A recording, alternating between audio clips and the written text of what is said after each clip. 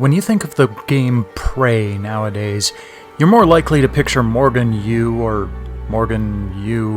in their fight against the mimic plague on Talos 1, the critically acclaimed game released in 2017 by Arcane Studios that made us all terrified of our next sip of coffee.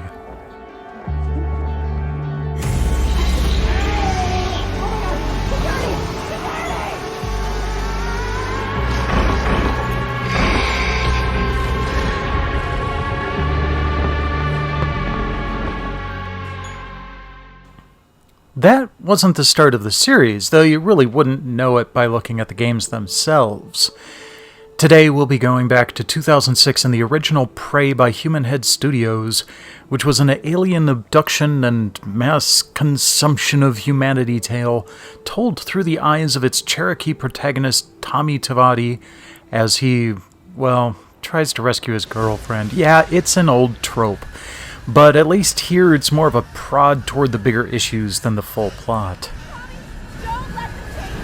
Hold on.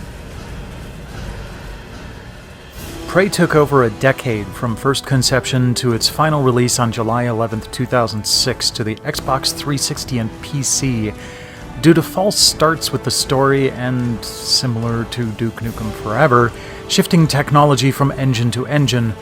Though in this case it was to try to find one that could accommodate their vision of movable time-space portals that one could easily shoot or walk back and forth through, rather than being teleported. That finally came to reality around the time of the release of id Tech 4, the engine behind Doom 3, and development finally started to progress.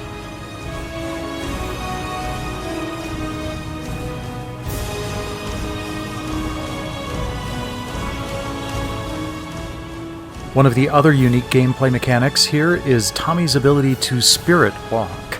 And you may be thinking, oh, here we go with more badly done Native American mysticism again. And, well, to their credit, they went out of their way to make sure it didn't piss off the Plains Cree actors they hired to voice the main characters, even taking and implementing suggestions to rewrite as they presented themselves.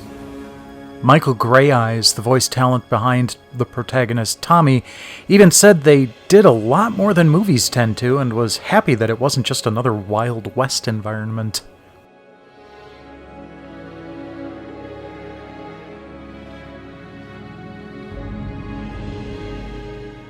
Spirit walking is used to move about in the environment through grills and force fields to flip switches or take pot shots at various enemies, but it's also an in-game explanation for how you're able to come back to life after losing all your health.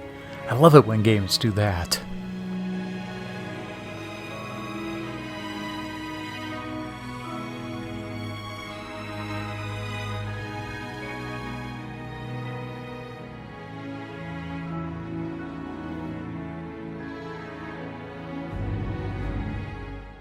The main story begins as Tommy is trying to convince his girlfriend Jen to leave the reservation and try to find opportunities elsewhere, but she's hesitant. The issue is forced a few moments later by an alien presence that starts to suck the entire bar up into the sky. Tommy is initially imprisoned, but is freed by a cybernetically enhanced stranger.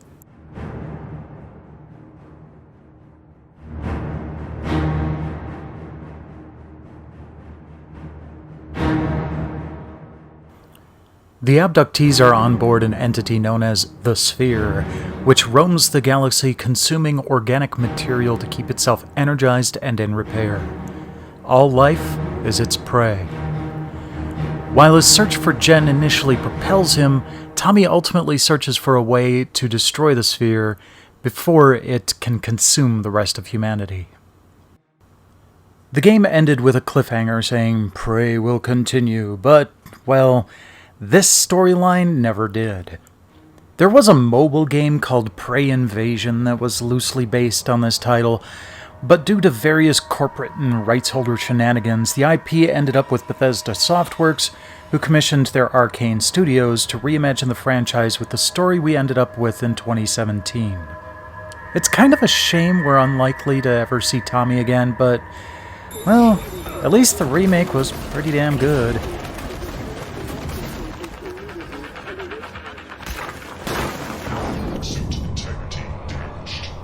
Which prey do you prefer, Tommies or Morgans? Let me know in the comments below or on Twitter at TesseractUnfold. Meanwhile, please like, subscribe, spread the word, and I'll catch you again next week.